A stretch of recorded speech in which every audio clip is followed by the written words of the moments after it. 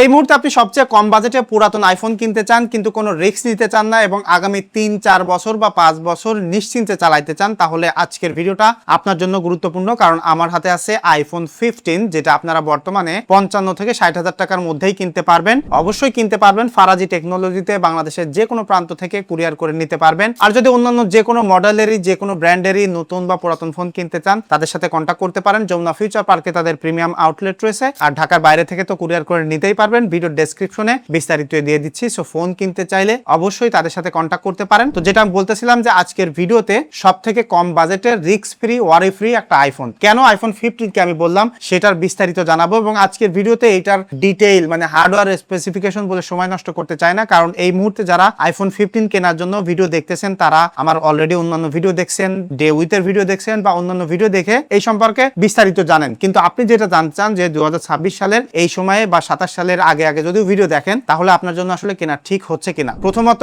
ডিজাইনটা ম্যাটার করে। একটা সুন্দর ডিজাইন আপনার পার্সোনালিটিকে আসলে রিপ্রেজেন্ট করবে, সেই জায়গায় আইফোন 15 কেমন হবে। দুই ক্যামেরার জন্য অবশ্যই আইফোনের প্রো যে ভাবটা সেটা আসলে হয় না, তবে যদি কোনো একটা বেস ভেরিয়েন্টের আইফোন কিনে আপনি নিশ্চিন্তে থাকতে চান, সেটা ডিজাইনটাও আপ টু ডেট হইতে হবে, তাহলে অবশ্যই আইফোন 15টাই স্টার্ট হচ্ছে। কারণ এর আগে 14, 13 বা 12 যেগুলো বলেন না কেন ওইগুলোকে কখনো প্রিমিয়াম ফিল দিত না যদি আপনি কম্পেয়ার করেন আইফোন 15 এর সাথে। এটা যে ফ্রেমটা আছে এবং যে ডিজাইনটা দেখতে পাচ্ছেন, ক্যামেরা বাম্পটা অলরেডি পরিচিত, টাইপ সি পোর্ট রয়েছে, ওভারঅল মিলিয়ে লং টাইম ধরে ব্যবহার করতে গেলে ডিজাইনটার পাশাপাশি বিল্ড কোয়ালিটি নিয়ে নিশ্চিন্তে থাকতে পারবেন। এবং সবথেকে গুরুত্বপূর্ণ বিষয় হচ্ছে পুরাতন আইফোন কিনতে গেলে আমরা কিন্তু রিস্কে থাকি, সেটা ব্যাটারি বুস্টেড হবে কিনা বা হার্ডওয়্যার আসলে কতটুকু আপ টু ডেটেড আছে এবং সফটওয়্যার সাপোর্ট কতদিন পাওয়া যাবে, সেই জায়গায় কিন্তু এই ফোনটা গুরুত্বপূর্ণ রোল প্লে করতেছে। কারণ মাত্র 2023 সালে রিলিজ হয়েছে, মাত্র 2টা জেনারেশনের পুরাতন, সেই জায়গায় মোটামুটি মার্কেটে ফ্রেশ কন্ডিশনে পাওয়া যাচ্ছে। এখন এই ফোনটা কোন টাইপের ইউজার হইলে আপনি কিনবেন? আইফোন যারা কিনতেছেন তাদের অলরেডি মেন্টালিটি সেট আপ হয়ে গেছে যে আইফোনই লাগবে।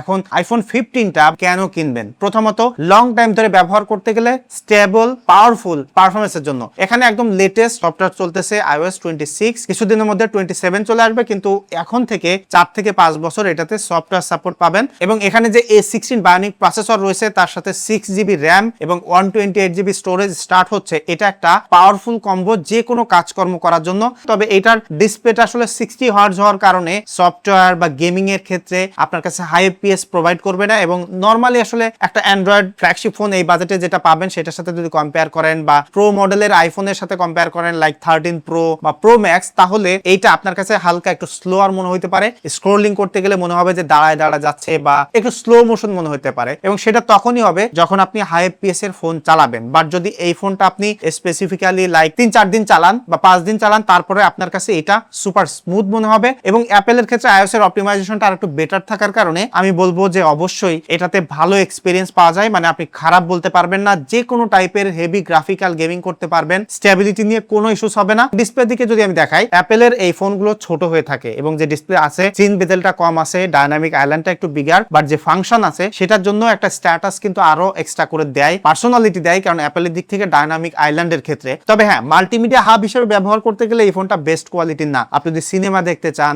ইউটিউবে ভিডিও টিডিও দেখেন, অত বেশি ভালো এক্সপিরিয়েন্স আপনাকে দিবে না। তবে আউটডোরে ব্যবহার করতে গেলে, হাই ব্রাইটনেস গেমিং করতে গেলে ক্রিস্পিনেস ব্যাপারটা সেটা অবশ্যই এখানে আছে। তবে অবশ্যই ছোট ডিসপ্লে বড় ডিসপ্লের মধ্যে তো একটা ইমার্সিভ ভাবের ব্যাপারটা আছে, সেই জায়গায় একটু কম্প্রোমাইজ আছে। তবে আমার মনে হয় যে যারা আসলে এই বাজেটে 15টাকে কনসিডার করতেছেন, তারা আসলে ছোট ফোন পছন্দ করেন, তাদের ক্ষেত্রে অবশ্যই এই ফোনে কোনো কম্প্রোমাইজ নাই। তবে এই ফোন এই বাজেটে আপনারা কিনতেছেন অন্যতম একটা কারণ হতে পারে ক্যামেরা অথবা ভিডিও কোয়ালিটি। তো এখানে 2টা ক্যামেরা সেন্সর আছে। ফটোগ্রাফি ক্ষেত্রে আমি বলবো যে যদি নর্মাল ফটোগ্রাফি করেন, সেটা হোক লো লাইট বা ডে লাইট বা কন্ট্রাস্টি লাইট, এটা একদম টপ লেভেলের। তবে পোর্ট্রেটের ক্ষেত্রে এটা বেস্ট না। এটা যে মেইন সেন্সরটা আছে সেটাকে ডিজিটালি জুম করে 3x পর্যন্ত পোর্ট্রেট তুলতে পারবেন। তবে ভাই, ডেডিকেটেড একটা টেলিফটো লেন্স থাকার যে পোটেনশিয়ালিটিটা থাকে সেটা কিন্তু এখানে নাই। বিশেষ করে এজ ডিটেকশনের ক্ষেত্রে, ডিটেইলের ক্ষেত্রে লো লাইটে গেলেও একটু আসলে ডিটেইল লস করে, এজ ডিটেকশনের ছেড়ে ছেড়ে দেয়। কিছু কিছু ক্ষেত্রে দেখা যায় যে পোর্ট্রেটটাই ডিটেক্ট করতে চায় না। তো এই ক্ষেত্রে পোর্ট্রেটের জন্য এটা বেস্ট না। আবার এজ এ নর্মাল ইউজার হিসেবে ব্যবহার করলে এটা প্রবলেম হবে না। আপনি যদি ভিভিড পছন্দ করেন, ভিভিড লাগাই দিলে মোস্ট অফ দ্য মানুষের ছবি তুললে ভাই একদম আউট অফ দ্য বক্সে এটা পছন্দ করবে। তো সেক্ষেত্রে আমি বলবো অ্যাপেলের দিক থেকে আমরা যে একটা হাই এক্সপেকটেশন রেখে কিনি, সেই জায়গায় পোর্ট্রেট এটা একদম DSLR লেভেলের বা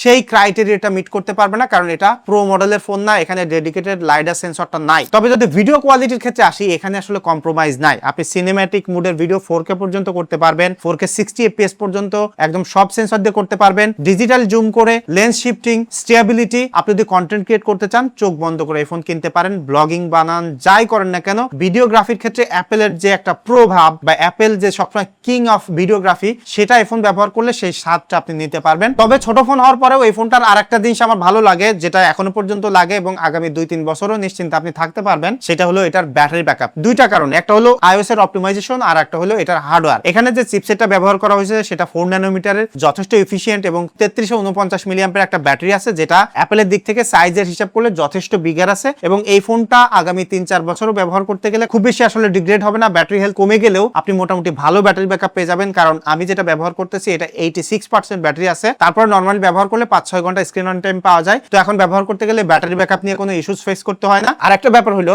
এখানে কিন্তু টাইপ সি পোর্ট আছে। তো আগামী 3-4 বছর বা 5 বছর পরে যেও যখন আপনি এই ফোনটা ব্যবহার করবেন, মোস্ট অফ দ্য ক্রাইটেরিয়া কিন্তু এই ফোনটা ফুলফিল করতে পারে। যে কারণে আমি ভিডিও শুরুতে বলতেছিলাম যে এই মুহূর্তে অরি ফ্রি ভাবে যদি আপনি কম বাজেটে ফোন কিনতে চান, তাহলে অবশ্যই এটা একটা গ্রেট স্টার্ট। এর আগে যেসব ফোনগুলো আছে আইফোনের দিক থেকে আপনি চাইলে কিনতে পারেন, তবে বেশ কিছু রিস্ক আছে। আমার চ্যানেলে ভিডিও দেওয়া আছে, একদম আপ টু ডেটেড ভিডিও দেখে তারপর ডিসিশন নিয়ে থাকেন। এবং রিসেন্টলি কিন্তু আমি স্যামসাং গ্যালাক্সি S25 এর একটা রিভিউ করছি। এখন ওই ফোনের বাজেট আর এই ফোনের বাজেট কিন্তু মোটামুটি সেম আছে। এখন ওইটার সাথে এটা যদি কোনো আপনারা ডিটেইল ইনডেপথ কম্প্যারিজন দেখতে চান, ক্যামেরার দিক থেকে, পারফরমেন্সের দিক থেকে, ব্যাটারির দিক থেকে, তাহলে অবশ্যই কমেন্ট করে জানাতে পারেন। আর যদি আপনারা কেউ এই বাজেটে আইফোন ব্যবহার করেন বা অন্য কোনো মডেলের আইফোন ব্যবহার করেন, অবশ্যই কমেন্ট করে জানাতে পারেন। আর এই ছিল 2026 সালের প্রেক্ষাপটে আমার ওপিনিয়ন। আপনার ভিন্ন মত থাকলে অবশ্যই কমেন্ট করে জানাতে পারেন। দেখা হচ্ছে পরবর্তী ভিডিওতে।